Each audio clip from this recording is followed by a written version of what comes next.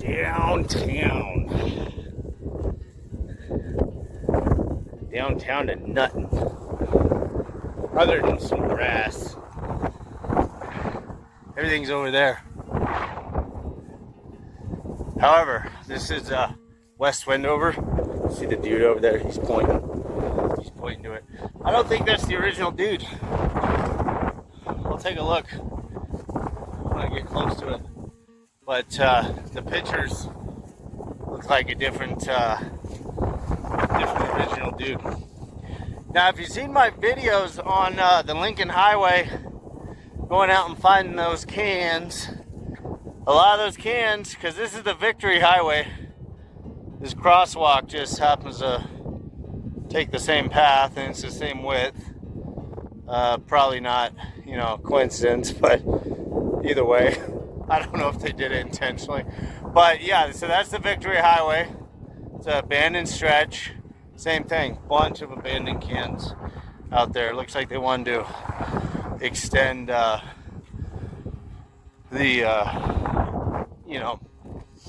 town out to here and use all these parcels for something cool. In fact, they look like they are developing that one already, but they did a really nice little, whatever you want to call it, roundabout with grass in the middle, or I don't know. Pretty cool. But yeah, so this is the Victory Highway going through West Wendover, Nevada. And again, that dude right there, he's pointing to an empty lot, but it's, in general, he's saying, hey, look, West Wendover, you should stop. Pretty cool stuff out here. But yeah, so this asphalt, it looks pretty old. This stretch right here, there's not a whole lot. You see a few cans. There's a lot if you walk on the other side and you continue to walk that stretch. And it's a safe assumption to say that that's probably because these lots have been kind of cleaned up and messed with, and so the cans haven't survived. But on the lot back there, those lots, if they are lots, if they're divided into parcels, the land, I guess, be on the safe side, call it the land back there, hasn't really been messed with a whole lot. So you still see the old cans and everything. And got some cool plants. Weed. You can have some cool weeds. It does happen. People act like I'm crazy sometimes because I think a weed is cool looking. Anyway, so yeah, can't see it yet. Well, you can see a little bit of it. Over there is US 93. It's just past that little orange cone thing. And right by that is the Lincoln Highway. So the Lincoln Highway came in here, Wendover, West Wendover, or Wendover. I think it's in West Wendover, the cutoff, the turnoff. So it's in Nevada. But Utah is like right there. So most of what you see in the background is actually Utah. But on this road here, at the time would have been the Victory Highway, what we're walking on. So on this road, it would have turned off the Lincoln Highway and it went off in that direction. And you can see a little bit, you can see at least the US 93 alternate that is there now. So yeah, this stretch of that road back there that goes along Lincoln Highway, right here is US 93 alternate. And in Nevada, the Lincoln Highway went along US 90, what is today US 93, US 93 alternate, and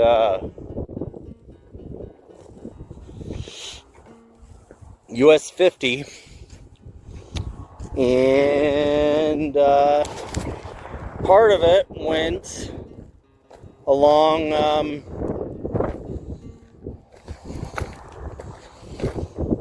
what is I-80 today, but then there's also a route that went along US 50 as well. So pretty cool history out here, because you still see a lot on the side of these roads that you wouldn't see otherwise. And what's funny about out here, you can get a better view of it right now. It's right in those mountains. It goes in those mountains right there. It's the Lincoln Highway. And this was the Victory Highway. I'm not going to read all this, but if you want to pause and take a look, some pretty cool stuff here.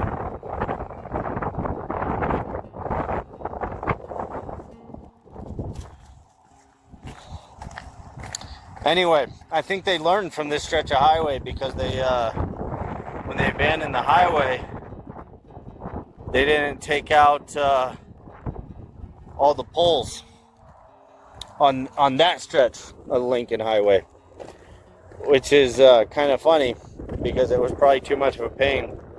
So they're like, you know what? Let's not put it so sturdy next time. I'm just assuming. I'm making shit up at this point, but they did leave the poles, the sign poles, which is kind of odd. So if you go on that stretch of the Lincoln Highway, you can see a bunch of sign poles still just hanging out there.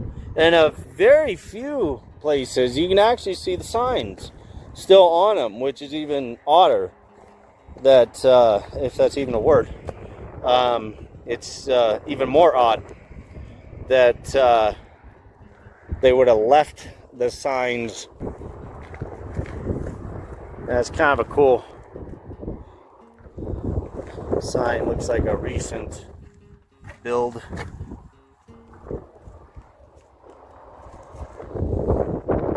I'm assuming. I don't know how old that is, but it looks a little more modern. And I don't know, maybe this was a different variation of it, this asphalt right here. Well, maybe not. They're still putting it in. Well, Wendover, instead of having a pet cemetery, or West Wendover, excuse me, they have a rock garden. You know, so it's not creepy like the Pet Cemetery movie. Pretty legit out here. So let's take a look at this guy. He's pretty cool. Like I said, he's pointing to an empty lot. Should probably acquire that property and put a rest area or something.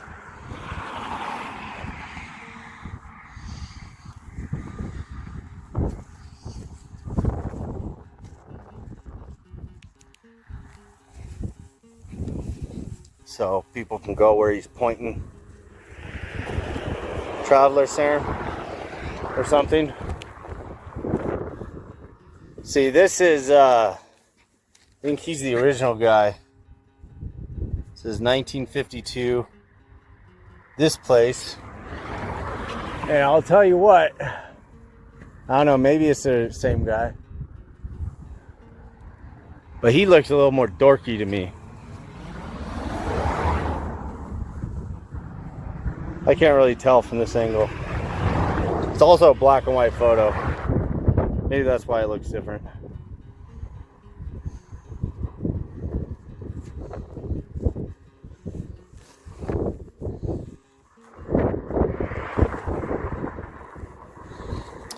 Now, I think this guy is somewhat famous. I think people know about him.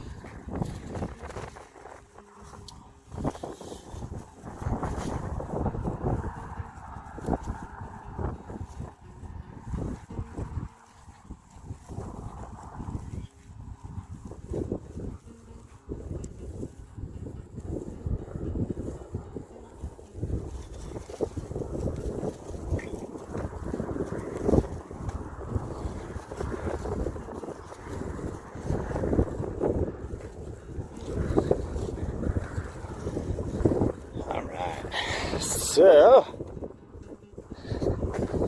some maps here.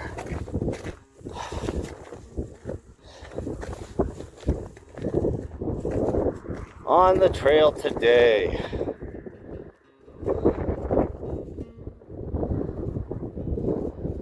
You're invited, by the way.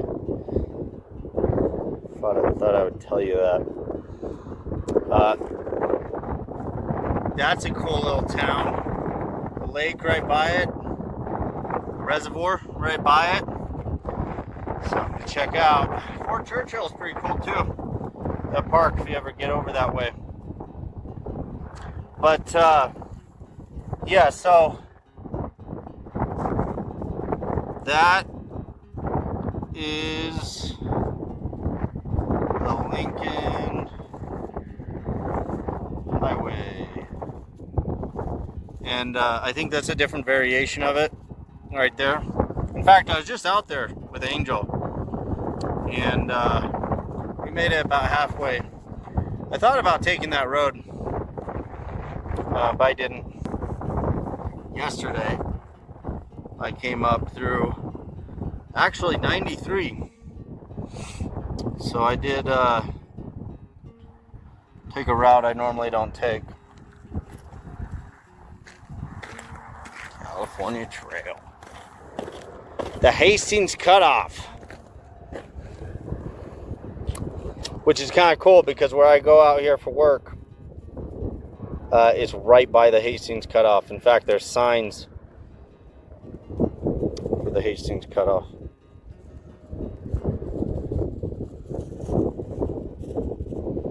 And if you don't know, that is, I'll explain a little bit, that is the cutoff that this guy promoted. And he promoted the Hastings Cutoff, which went south of the Great Salt Lake, but he didn't test it.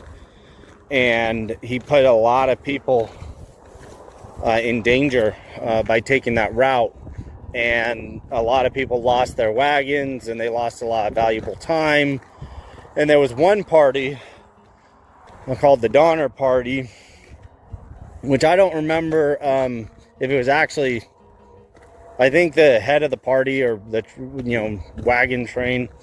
I think it changed a few times, but for what I'm talking about now, I'll just reference as the Donner Party. They made it to Truckee Lake, and that is what's on right by what's currently I-80 or US 40 prior to that, and it's in the Sierra Nevada mountains.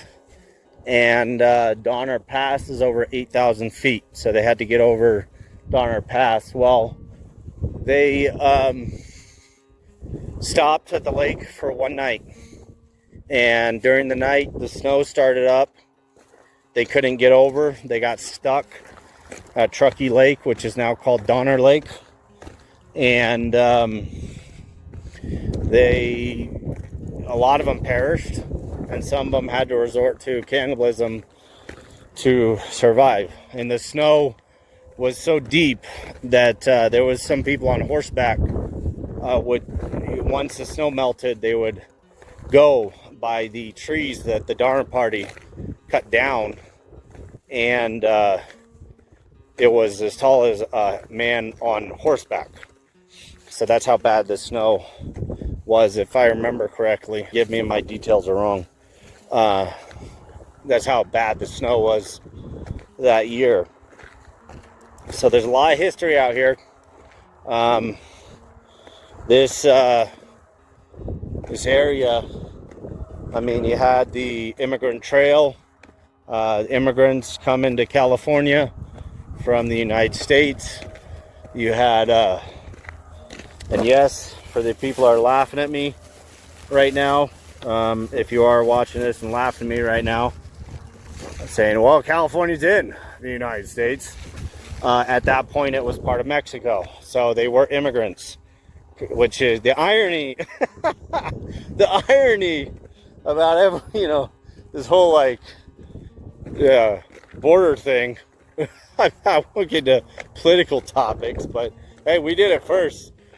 People from the United States were entering Mexico. In fact, if you go to Fort Bragg, California, there's a line where it shows Oregon and Mexico. I think it's Oregon and Mexico. And that's in Northern California. Everything south of that was part of Mexico. Yeah, so the immigrant trail, the immigrants from the United States were coming over here. And they were, headed to California. And then later, you had the first coast-to-coast nationwide highway, which was called the Lincoln Highway.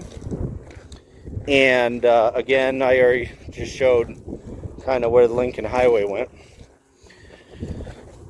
And yeah, there's a lot of history kind of going through this area. And these deserty states where you had that history going through, they a lot of them can actually maintain that history. That's what's super cool about parts of Nevada, is that you can actually go on old stretches of highway and you find, little placards from the highway department and surveys. So surveys from like the 1930s, they, sometimes they put little metal stamps or whatever you want to call it, little metal placards out in the middle of the desert. And, a lot of times they go along roads, right? So if you go along some abandoned roads that were abandoned, in the, say 40s, 50s, maybe even 60s, you could still find some of these little placards. And, a lot of these stretches of roads still exist today.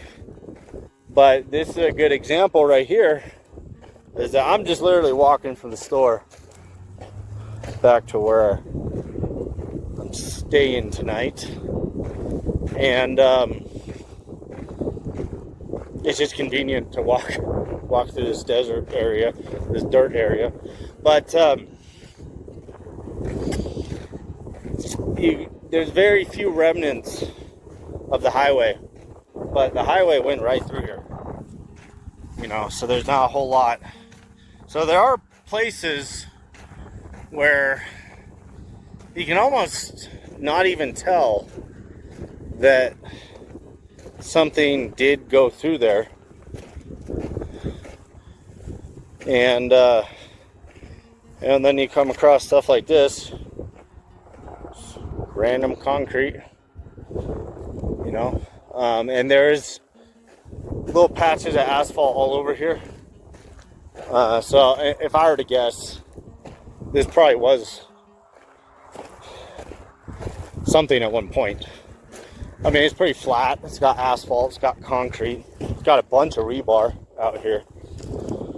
So whatever was here was probably, if something was here, it was probably demolished a long time ago. And then you come across the service line glide hand. That's not that old. I'll tell you what. It's used on trucks still today. So, I don't know why it's out here, but it's out here. Maybe Crow picked it up. Another story on the history of that. That was Westinghouse that came up with that. The brakes that failed, the brakes that worked even when they failed, is the idea was that there was air that holds back large springs, and when you have a large air leak and you lose all your air pressure, the brakes will lock up anyway. And they don't necessarily like lock up, like slam on them when you do that. It kind of gradually comes to a stop, especially if the air pressure is, lowering, not just, 100 psi 0. But yeah, so those are still used on trucks today. Those brakes, all these trucks down here, they use the brakes that work even when they fail. And it was first used in the railroad made by Westinghouse. So brakemen didn't have to ride along top of the cars anymore because it was extremely dangerous. They would ride along top of the cars, and they would manually apply the brakes to every car that they were on. Extremely dangerous. Anyway, that's it. Hope you enjoyed the view of West Wendover, Nevada, the Victory Highway, the Cowboy, and a little bit of talking about the Lincoln Highway.